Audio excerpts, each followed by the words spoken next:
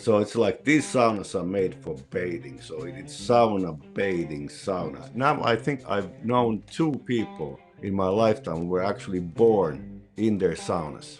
So that's how they had insulated their ceiling in that one, is they just poured a layer of cement. It is very classic sauna scene, and I'd love to go back to Hancock one of these days. Guess who's coming to sauna? Heki lunta. Guess who's coming to sauna? Heki lunta. Welcome, everybody, again to another episode of a live edition of the Upper Bench. Thanks again for everybody for joining us, and welcome to those already in the chat here. Finn's already in. If you do, feel free. If you've got questions, comments, or anything, feel free to drop it anywhere you're watching. But Eero, what do you got cooking tonight? Well, nothing really special. It's super. It's been super cold in New York as of late. I'm sure that it's going to get warmer soon, but I've been since we spoke the last. I've been doing somewhat traveling, and I actually attended a culture of bathing seminar here in New York City, and after that I went to Hancock, Michigan. So I've been doing a lot of sauna stuff as of late. But life is good. Excellent. And Risto, what's new in Minnesota? Well, we're still having an unseasonably warm winter and no snow outside, but still the daytime temps could get a little cool. I think we're still warmer than normal. Julie and I tried out a new sauna this week in town. I think it's been around a while, but they're set up at a local restaurant. I can talk about that a little bit later, but it was like 15 bucks for an hour to try this new place. So it was a pretty good deal. Okay, yeah, that seems pretty reasonable. How about with you? What's up? Oh, yeah, I'm loving, the abnormally warm temperatures even down here in the Southeast.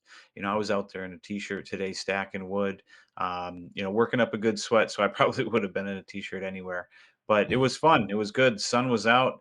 You could just get some fresh air, get the, blood pumping once in a while. So it's been kind of a up and down winter here, with, cold snaps and then wet snaps. So good to get outside with the dogs and let them run around. I'm super curious to hear about Arrow's experience up in the UP. That was your first time up in the UP, right? That is correct. Yeah, they had a Heikinpäivä, St. Hendrik's Day festivities going on, and they invited me to give a lecture about saunas, which I did. And it's only my word against everybody else's, but I think it went well, and I think we got a lively conversation going on. So it was interesting, and also there's a very nice gentleman. His name is Oscar Heikin, and he took me. We took two snowmobiles and went to a place called the Hanka Homestead, which was one of the original homesteads there, and that was an experience going. We were in the forest, we were on top on the lake, and on the road and all that stuff. So we were everywhere, and needless to say, my upper body was totally like.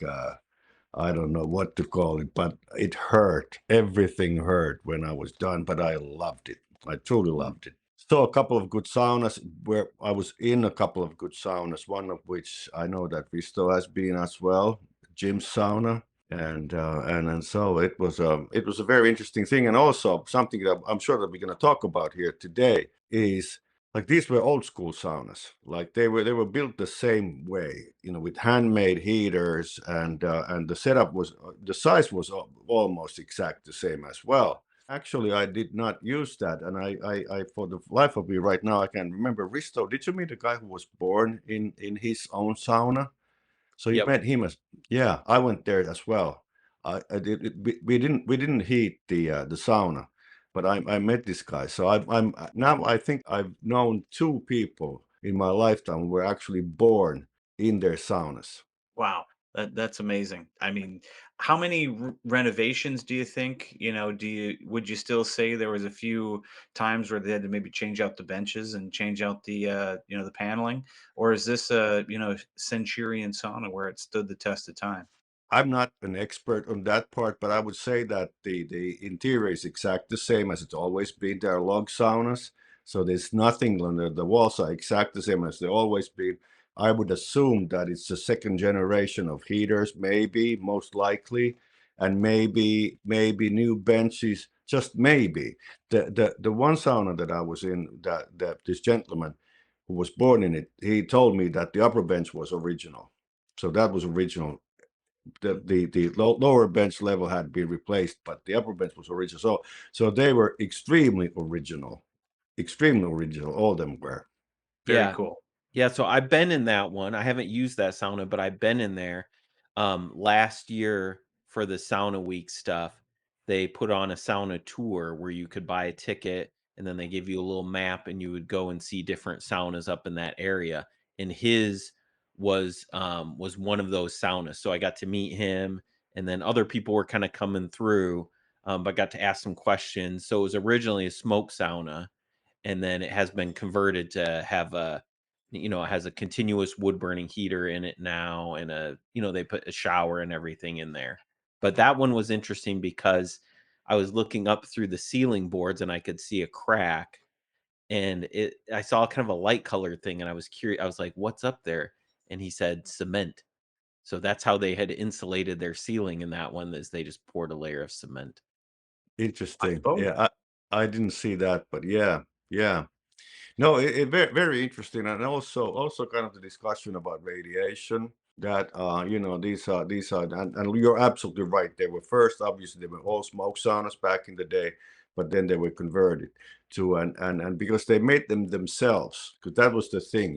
It's like you had to be handy enough, or if it wasn't you, it was somebody you knew who made the heater.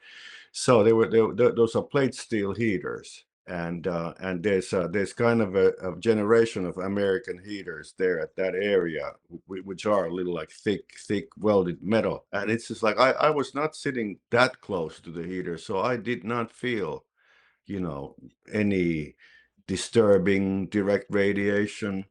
There was no such a thing, for me. I just was basically enjoyable, quite humid, quite moist Löyly, so to speak. Both of those log saunas, but might also be because it was the dead of winter, so it takes a lot to heat those sauna spaces because it's so cold outside. I always say like the physics of sound is complicated. There's a lot of things going on. It's my understanding that for that radiant heat, like there's a lot of things that matter. Is the stove going full blast, or is it kind of going softer? And then also I think I read this once. Again, I'm no physicist, but the further away you get, it's not like a linear decrease in that radiant heat. It's like by the square or something. So if you're 3 feet away versus 6 feet away, it's going to be quite a big difference 6 feet away. And these hot rooms are definitely a lot bigger than your normal kind of kit saunas. Exactly so. Yeah, they are all fairly big. Like the space is big compared to the size of benches or the width of benches. So there's a whole lot of space to heat first, and then that whole space radiates, and because they're log walled, saunas, so you get radiation from there too. But the bottom line is very pleasant sauna experiences. I did experience also a modern take on sauna, and there was a clear lack of oxygen on that one. So it would have been, but it's a different beast. It's an electric heated sauna, so it's a different beast, and maybe more difficult to keep the CO2 levels down and the oxygen levels up, and particularly it was packed. We were like 6 people inside that sauna, and that's all it took. But anyway, so very enjoyable trip, and very eye-opening in that regard. And I'd love to go back to Hancock one of these days. So, if you had to describe that sauna scene up there, because not many people make it to the UP, how would you describe it? How would you characterize it up there? Well, what I saw, and also my new friend Larry Anderson, he also makes those heaters now. So it's very classic. It is very classic sauna scene, and they take after the basically what I saw, what they're based on is the old log structured smoke sauna modified to the modern era, so to speak, in a way. But having said that, though, it's not the modern era that we are talking about. It's a modern era with continuously burning heaters. But anyway, so very classic scene, and also which is very visible and nice is the bathing aspect of sauna. So it's like these saunas are made for bathing. So it's sauna bathing saunas. It is real when you can bathe inside a sauna, and I did. Both nights that I went to these classic saunas, I did bathe as well. So I was a happy camper in that regard. So that's what I saw. What's Risto? What's your take? What's your take on that? You were there a year ago. So how do you agree with me? Yeah, and I've been there several years. After the first time we went there, we've been back most years. Yeah, it's a very private scene. There's not many public saunas. You went to a public sauna, but that's relatively new development. Most of them are these people that, and they're all unique, like people that you can see on our Uper shows. They're all unique, mostly hand built. I think Larry had said like a huge percentage of the stoves are all made up in the UP. So it's a very local and like you said, bathing centric, sounding naked up there is the normal way of doing it. Sometimes it's hard to break into that culture because it is so private. You have to know somebody, but once you do, it's so rich and it's so good. It's kind of the opposite of perhaps what you normally find. Like I said, I used this new sauna here in town, and it was a good experience for us. It was nice and hot.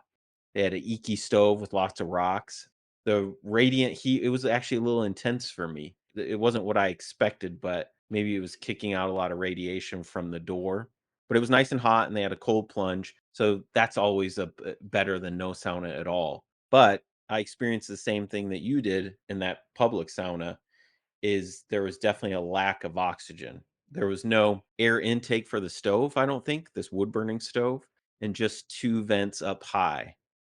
And then no drain on the floor also. So definitely felt kind of tight in there. I think my rounds were quicker than normal. Sure. And I got to imagine then the door was pretty sealed tight then. Yeah, definitely sealed tight. Yeah, I'm trying to remember if there was a gap in the hot room, but it doesn't matter. The changing room was totally sealed. So Yeah.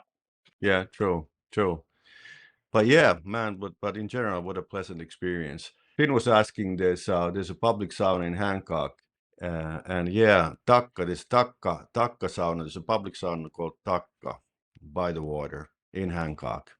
Yeah, I would definitely want to go back one of these days, and but like you said, Risto, it's a public scene, and I mean, it's a private sauna scene. So if you don't know anybody, Takka, it's gonna be but yeah, what an eye opener, and it was kind of funny. It was kind of funny because it's as probably, I don't know if you've been following me on social media, but it's kind of the joke is that it's Hancock, Michigan. It's just like Finland, only friendlier.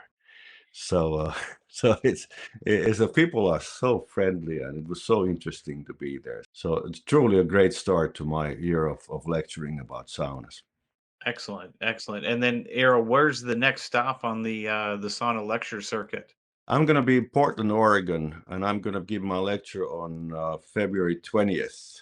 I don't know exactly where, but it's going to be somewhere, I believe, close to downtown Portland, Oregon. And it's kind of funny because we're going to be talking about this, right, guys, on February 16th, Sunday, February 16th, when we are kicking off the Sauna Week together.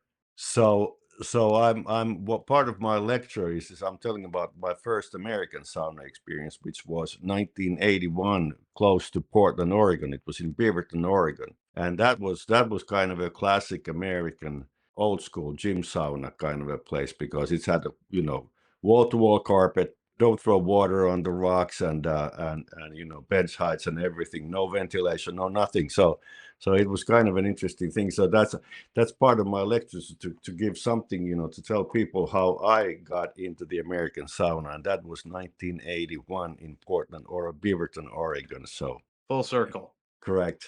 Shane toured the UP last summer. I think he did a trip around Lake Superior, if I'm remembering correctly. He asked if there's any decent public ones available. I'm not familiar with many public ones. I guess as close as I could recommend are is there's a place called Camp Lati that you can I think you stay overnight.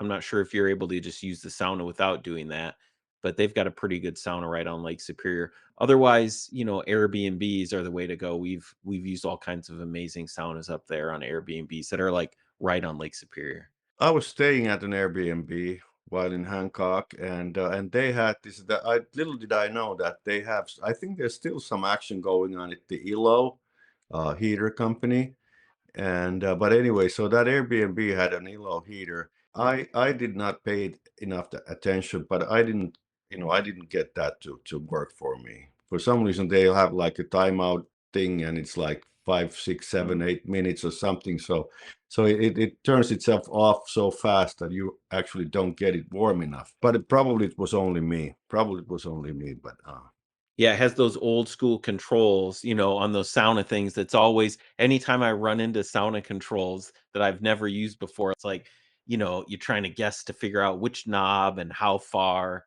Yeah, I've seen a few of those little red ones, little steel ones. Some of these are probably around 2.5 to 6 kilowatts, for your personal little sauna. But again, they had these plastic knobs on them, or sometimes metal knobs that would come off, or you'd bump them and you'd put them back on, and the little arrow would be in a wrong position, and so you would just have to do it by feel a lot of the time. I have to know that the left knob is this and the right knob is that. And yeah, I can definitely tell if you go in there and the stickers are missing and the knobs have been put on backwards.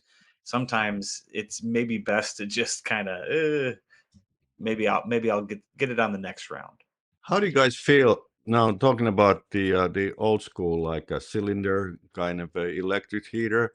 Have you noticed the same as I have during the past couple of years that as a rule, quite often these cylinder type heaters don't have enough rock mass right on top of the heater? You understand what I'm saying? Is that the elements are almost like the elements come almost all the way up. So basically, when you throw löyly, when you throw water on the rocks, it hits sort of like immediately the elements. So you get like that kind of like a crackle pop kind of an effect. Have you noticed? There's a couple heaters I've seen recently that, definitely want to lean on aesthetic over function. And I think, some of the users are really disappointed in the fact that, they're throwing water around, and maybe this is their first upgrade in the sauna world. Maybe they had a small, prefab cabin or something like that, and they spent some money on what they thought was a good heater, but all of a sudden they're going through elements like crazy because they're throwing water on it, and there isn't enough rock mass between that element and the exposure. It's just spells disaster for any of those metal elements, getting water splashed on them when they are red hot. They are going to deteriorate a heck of a lot faster, and if you've got minerals or junk in your water, it's going to happen that much faster.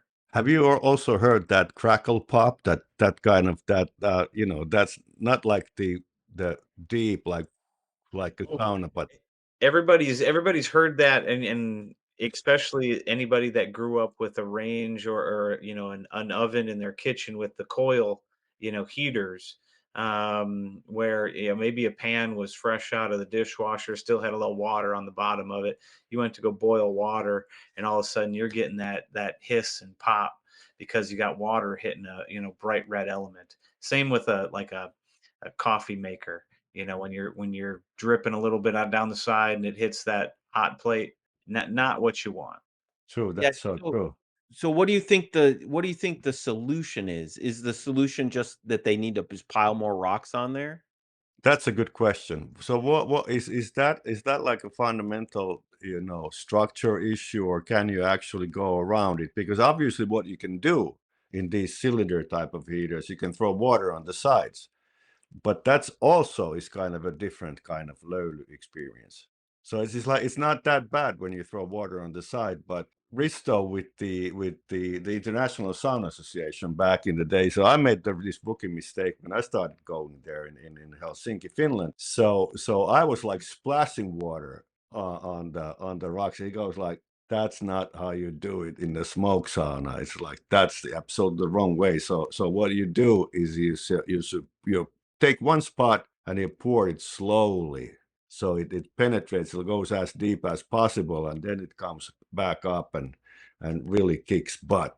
And obviously in this kind of structure, it's impossible to do that. It's not going to happen. So I really don't know.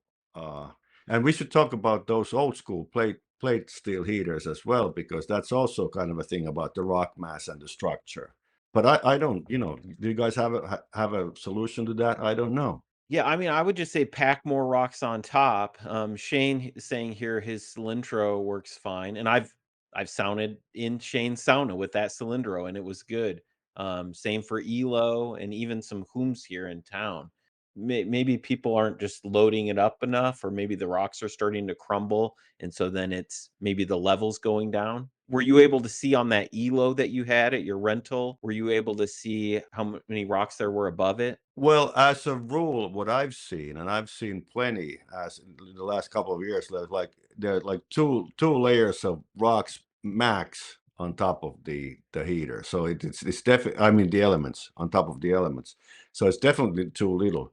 I don't know if a solution would be like to make like a good pile of rocks on top. I don't know. Yeah, and Elo, the rocks don't touch the elements, I don't think. The elements are, sectioned off, and then the rocks kinda go all around. Well, and we're seeing a lot of variance in the size and structure and shape of sauna rocks now. You've got small, ovals that are, spherical. You've got, still your big jagged, lava rock granite pieces, and everything in between. And so I think that that also has a lot to do with how much surface area that you're creating between those elements and where you're pouring water on it. If you've got a big bunch of flat pieces that it's going to maybe trickle over and a lot of surface area, maybe you don't need extra layers. But if maybe they're all small and round, that water's slipping right past them. And so I think you have to take into effect, how what is your sauna pack as far as how much are those rocks breathing? How much air gap is there? Because you do want them to breathe. So I don't want people to just think that they can just cram more rocks in there and think that they're going to solve their element issues, because they could end up doing more harm than good if they end up bending them and restricting airflow. So there's got to be a happy medium there somewhere. Yeah. Something I have to kinda keep an eye out for now that you brought it up. I'll have to watch that more, closely because we have a few rock tower style electric heaters here in town. My in-laws have one. My brother has one. He converted his wood burner to an electric rock heater when they moved it on the deck of their house. They didn't want a wood burning sauna on the deck of their house. And then, I think I showed you a few picture of Eric's my brother-in-law's friend Eric's sauna. He ended up putting an electric in, and it's finished. I've used that sauna a couple times, so I'll get some pictures. But I don't remember any issues. The rocks on the top were pretty hot, so as soon as the water hit those top rocks, I think it converted to steam instantly. But I'll pay attention and I'll listen. Yeah, and it kind of depends. Are you on the upswing of that heater or the downswing? Has it been running for a while? A lot of things to be, considering, because if people are throwing in a lot of water on the first round, some of those surface rocks just might not be hot enough. So a lot of it is draining off of them. Yeah. So I put up on the screen, anyone in the comments or anyone watching, if you want to pop on and chat with us about electric or wood burning, and I think Arrow wants to talk about kind of the old school plate heaters. Is that right? Yeah, social media is full of this fight about, radiant heat, no radiant heat, and what the Finns do and what they don't do, and how the Finns are wrong with sauna and so forth and so forth. And it's I was really again, I was surprised because one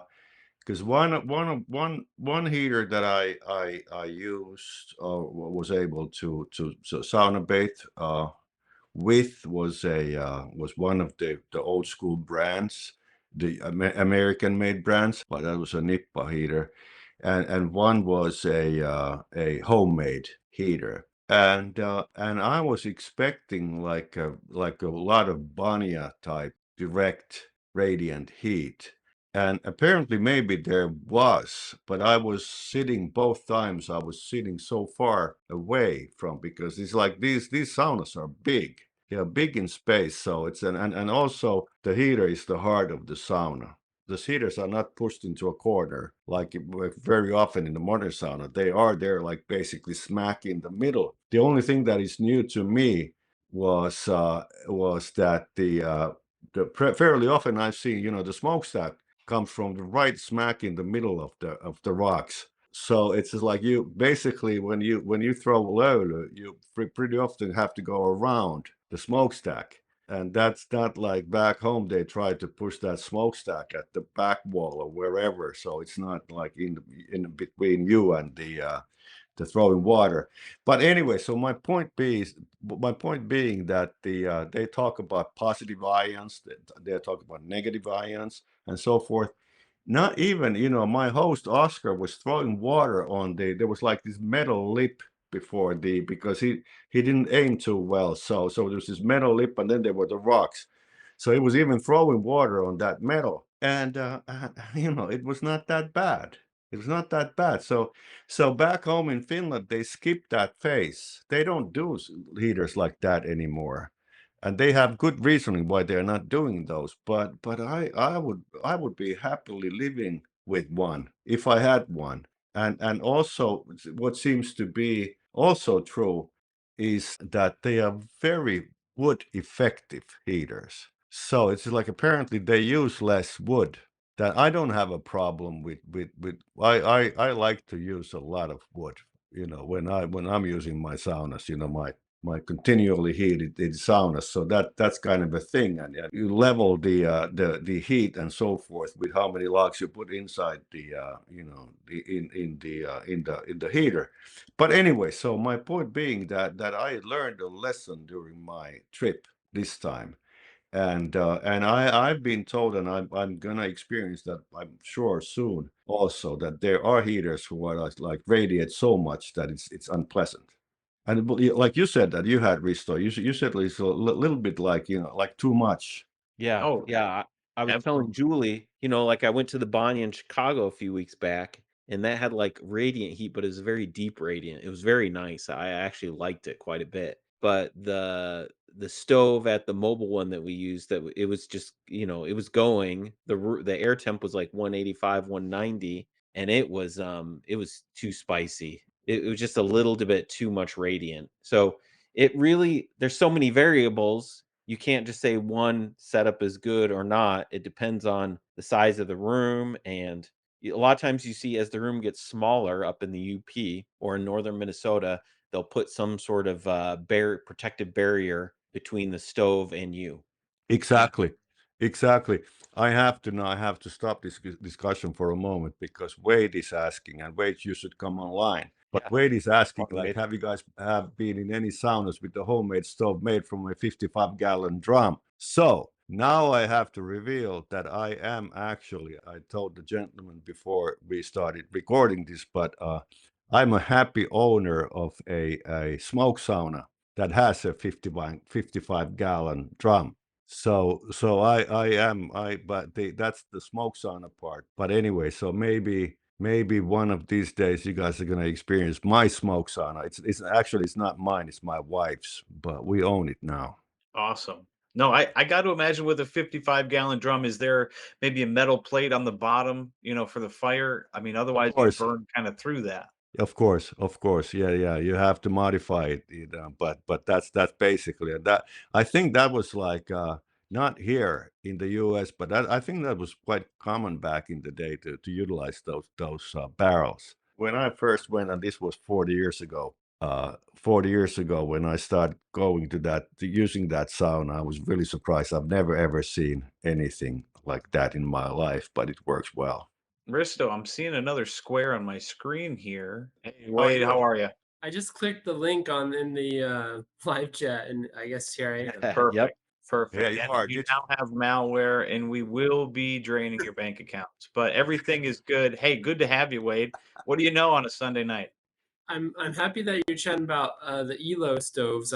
I got one with the intention that if I buy the stove, I need to build the sauna to go around it, which is what I did with my first sauna. And so yeah, there was a little question in there about the elements, and on mine they are protected with an extra cage, and there's quite a lot of space above the stones or above the elements to have some extra stones. Good to know. Yeah, I got to imagine over time, some of these manufacturers have learned, better than to get just water thrown all over these elements. They know, some of these, if they are going to go into traditional Finnish saunas, there's going to be some water getting thrown around. This isn't your quote unquote dry sauna. So there's really isn't a sauna out there that has a stove where you can't introduce some water unless something has gone severely awry. But yes, not all stoves are made equally either. So take that with a grain of salt. But again, I would say 95% of saunas out there, you're going to be able to throw some water on something, unless you're in an infrared box, which don't be throwing water in there.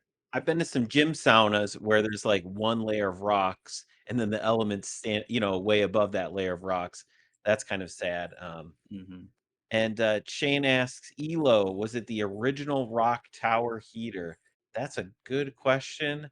I'm not sure like what the history was in Finland, but they were in the 60s. Elo started making electric rock tower heaters in the 60s. Yeah, that is a good question. There was a lawsuit back in the day between a couple of Finnish companies about that rock tower, that kind of approach to heaters, and it didn't end too well. But the only thing I know that the first electric heater was made in Finland in 1938, so that was a while back. But it could be. It could be. I don't know where that design came from, but it's like always somebody made one and then everybody else started making those, and it comes it's plus and minuses as everything else. But kind of where I'm gonna get back to though is that there when it comes to saunas, there's not one solution that fits all. Like Risto said, there's so many variables. There's so many variables that actually you don't really know what you're getting. There's a couple of things that you need to have. Obviously, ventilation is one thing, but I was asked when I was giving this lecture in Hancock about ventilation, and I was telling that it's just like it's that is like some public saunas even in Finland are going down in that regard because the designers don't understand about ventilation. But then again, like I've been repeating myself time after time, is that what they do in Finland now is that they have that opening underneath the door, and then you have this magical thing called a window.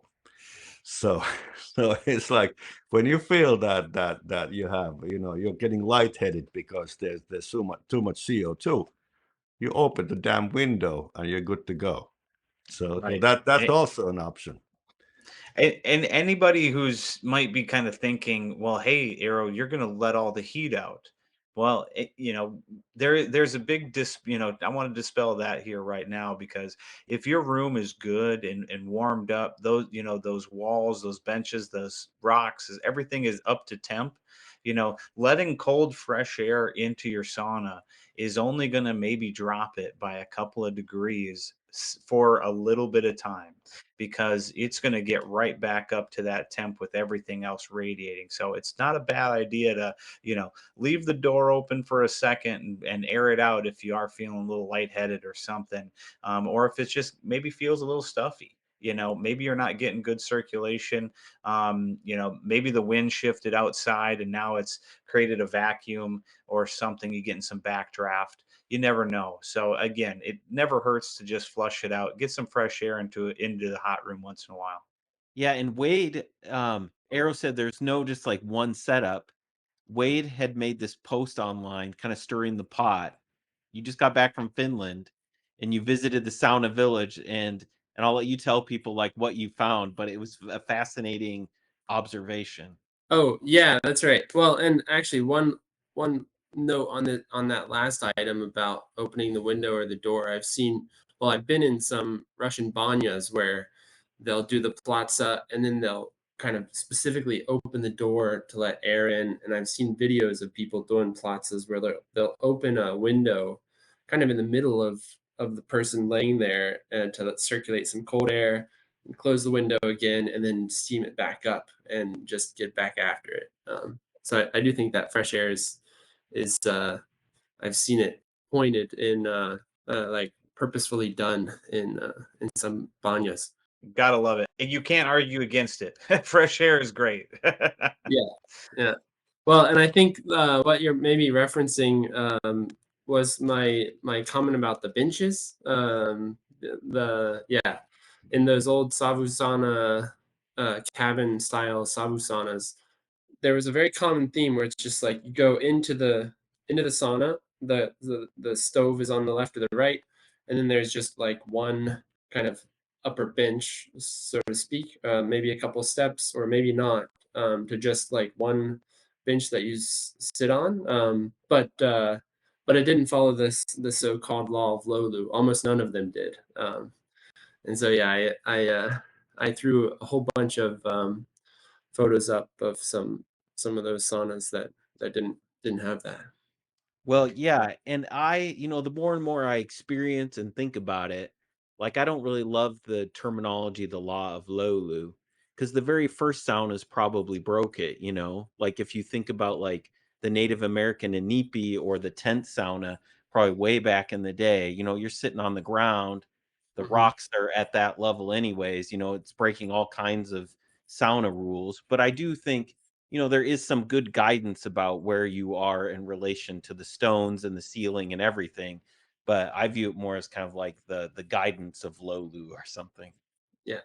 It's interesting that like our or my wife's smoke sauna, it comes from the and it is on the east coast like of Finland, which was that small one-story sauna structure. Now, where my family comes from is from the west coast, and those were basically those two-story multi-purpose saunas where the law of Löyly was easily achieved, extremely, because you had to step up a ladder to get to the sauna part of the room. So it's just like I come clean, even though it's just like there's maybe 6 inches that separate me from the law of Löyly at our smoke sauna. So it comes close, but no cigar. Wade, you were saying. I just got back from Finland and ended up visiting 31 saunas. So if you want to chat about that sometime, we can do that. We'd love to. How were you so lazy? Only 31 saunas. Why not? I know.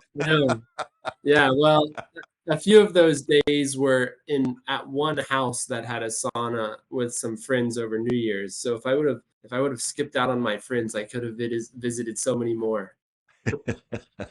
We'll get to 50 soon. Yeah. All All right. right. Talk to you guys later. Take care, Wade. Take care. Well, and again, that just shows everybody if you want to jump in and chat with us, it's just as easy as that. Wade just clicked on a link, he popped in, we let him in, and boom, he's live with us. So if you want to chat, by all means, shoot us a message or go ahead and click that link on the video there right now or down below. But again, Risto, I was able to find an old picture. I'm going to see if I can't share it.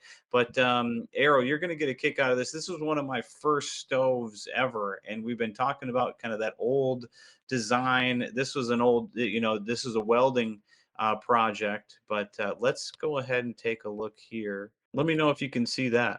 Yeah. So Yeah, this was one of my first stoves ever, and this was probably, 3/8 inch steel that was welded. You can see it's just got a little tray of rocks on top. This is one of the first burns ever with the stove. You can see there's still a sticker back on that piping for actually that was a cold air intake from the outside of the sauna so that the stove was actually fed with its own air because once it got cooking it really did pull a lot of air. But it got hot. It was radiant. This would have probably been a great stove down the line to maybe encase in some masonry. Because again, I probably tripled the amount of rocks that you see there, and it still pumped out a heck of a lot of radiant heat because of the metal. Yeah, those barrel heaters that we talked about, the where it's the metal barrel, oftentimes those are encased in rocks, like they have that Mm, barrel and then just like a giant pile of rock around them. absolutely. And then I did was able to find from earlier this afternoon. I got my sauna wood pile ready to go for the year. It is immense. It a lot of help. I got a big shout out to my wife for helping me out, and of course the doggos. They were there grabbing bits and sticks. But yeah, we'll take a look here. This was a awesome amount of wood here. You'll see I've got some old seasoned wood on the left there. You can see the discoloration and then the continuation onto the right there. But Well, it's again, not this is probably it, just it's shy not of 2 cords of wood. A lot of wood, a lot of wood. We're no shortage of that down here in the southeast, especially after the hurricanes and everything that have come through. So, any of the landscaping crews, any of the dirt pushers around here, they are offloading wood as fast as they can. So, I definitely am able to gobble some up and burn it in the stove. So happy to have it. And that's oak. Yeah, this is all red oak. It takes probably about 9 months or so to season up nicely down here in the humid weather, but that south facing wall, the sun will get to it. I always mix in a little bit of wet, once that fire's really good and hot, you can kind of cheat a little bit and throw a little, wet wood in there and it'll gobble it up once it's going. The background picture, where's that from? That's a great question. I might have it somewhere. I'm not sure where. It is a stock photo that I downloaded a while ago. I It don't know if looks that's. northern peninsula or I don't know. I was gonna say that's either in this country or maybe Canada or Finland. But in Finland, that used to be a fad, while back to have like these piers and to have a sauna on the far end of the pier.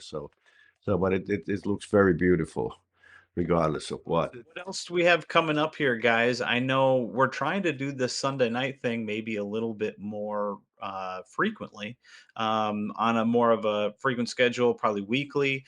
I mean, I know we're probably going to end up not having a show on Super Bowl Sunday because I think it might be tough to draw a crowd against the Super Bowl. But again, we'll definitely get this going here a little bit more frequently. If there's any topics or anything that you do want to see on the show here that's sauna related, by all means, feel free to get a hold of us on all of our social medias. Drop us a like, follow, subscribe, do all that fun stuff to make sure that the SEO gods make sure we're at the top of all the sauna lists. So we appreciate everything that you guys are doing. Arrow, what's coming down the pipe? Do you have anything else other than Portland coming up? Yeah, so we the upper bench, we are kicking off the sauna week on February 16th, which I believe is a Sunday, right, at 7 p.m.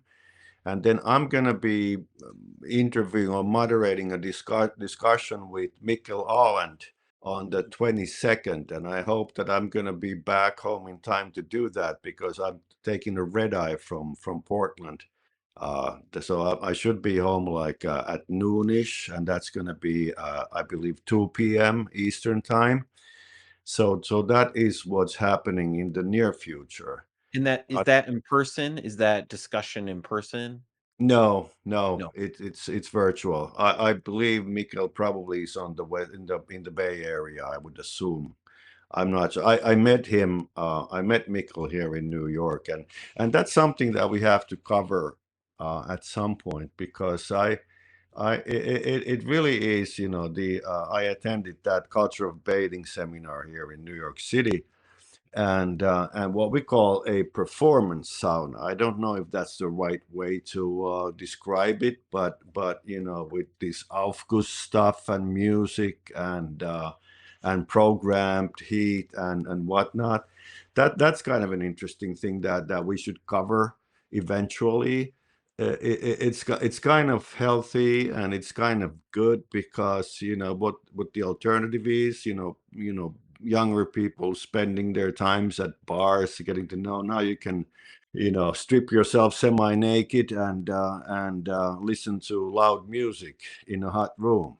So and obviously the whole thing bases on contrast heat therapy. So they have cold plunges and all that stuff. But anyway, so it's kind of a once again, it's kind of a new take on this very old tradition.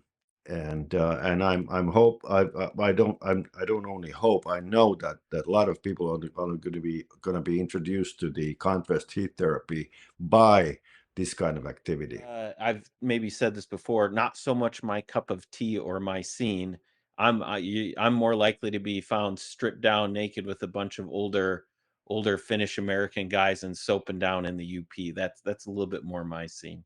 Yeah, absolutely. Or, I mean, some of those places that we were at in Toronto, any of those could easily have been a daily occurrence for me if they were a little bit closer. So, go find your scene, people. Even if it's not a public sauna, don't be afraid to invite some strangers once in a while to come enjoy a good sauna session with you. It's not a secret society yet. So make sure that, hey, if somebody's interested, hey, make sure to be a good steward, invite them, show them the ropes. There's no stupid questions the first couple times, but, make sure that they get a good sweat in. But absolutely, guys, I we got can a show you couple. guys some photos of that sauna I used. Yeah, I'd love to see some quick here. I Okay. want to make sure, Arrow, what time is it where you're at? You're at what, 8 o'clock? Yes, 8 o'clock. Yes. So we'll try to keep this to an hour, but Risto, I'd love to see some photos. Yeah, that looks good. I can see that. Yep, so there's the mobile sauna So and what was that? The name of the company, Sauna Light? so that's who runs it. Light. They're local people. They call it Sauna Life. They're retired and they started the company. I think Voyager Sauna built their mobile sauna. They build lots of mobile saunas in around the country, but in Minnesota, this is kind of the setup and the scene. They call it the Cook Park Yacht Club. So here's the picture of kind of the inside. Shane was asking about the distance between the stove and the bench. I think it's probably about 3, 4 feet. Looks And like a there's good distance, but yeah, if you're sitting yeah. down there on that bottom bench, I mean, your shins are definitely going to feel it. Well, and it was still pretty spicy even on that top bench. Not crazy, but and then you can't see it, but there were 2 vents up above and no drain. So I've kind of been on the war path lately to encourage sauna builders to put in drains by default. And Risto, what's funny about that sauna is it's actually built on a trailer that was designed for ice fishing. So, I mean, any of those other trailers would have had holes drilled in it for ice fishing. Yeah, so maybe we're covering up the drainage to build these Right. things. Yeah, I had we had an online discussion this past week where I said, "Hey, sauna builders, you need to guys, like start putting drains by default." Because someone had shared a story of them building a really nice looking sauna for a customer, but it came out that they had talked the customer out of a drain for their sauna, which was kind of mind blowing to me. Um, Yeah. No, I would always highly recommend it. If you can, do it. If you can't, I hope you have a good reason why, and understand why you might be missing out a little bit if you don't have a drain. There's nothing better than sitting up there on that upper bench and pouring some cold water over your head while you're still in the hot room and not worrying about where it's going to go. That's just a freeing experience, and it adds a whole nother element to that hot cold contrast therapy that we always talk so much about. Especially if you can cool off a little bit and maybe give yourself, a little bit more steam or a little bit more whatever, by all means. Well, But and if it's your own home sauna in your own build, like do whatever you would like. I have no complaints. If you want to buy an IR and have the IR set up and have Enya playing in the background, I have zero criticism for that. But if you are a sauna builder that's doing this professionally for people, the sauna community should encourage builders to kind of up their game a little bit. 100%. talking of that, it's kind of interesting. I'm gonna be helping this gentleman out. He contacted me first time 10 years ago, and now he contacts me again, and he also found me. So what happens to be, and I'm not naming any names here, but there's this uh, where I live, which is in New York State, Westchester County. There's this one area has this homeowner association, and it consists of 100 houses, and they have this private strip of beach, and they have a pier, and now they're gonna build themselves a sauna. So that is awesome. I don't know. I'm trying, like, I'm not charging for my services this time, but I'm kind of hoping that they're gonna start inviting me over. Yeah. But what would be better? What would be better? Homeowner association, own sauna by the water with a pier and with a drain, which I'm gonna make sure of. Oh, 100%. I just hope that they don't put the sign that says that, no throwing water on the rocks.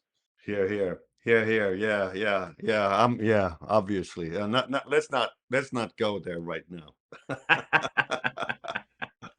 But gentlemen, this is fun. I'm looking forward to doing this every Sunday night here in the upcoming future.